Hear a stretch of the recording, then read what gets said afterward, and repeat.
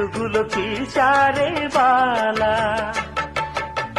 ఖైదీ ఉందా ఇదిగో ఇందా ఖైదీ కన్నయ్య కాదే,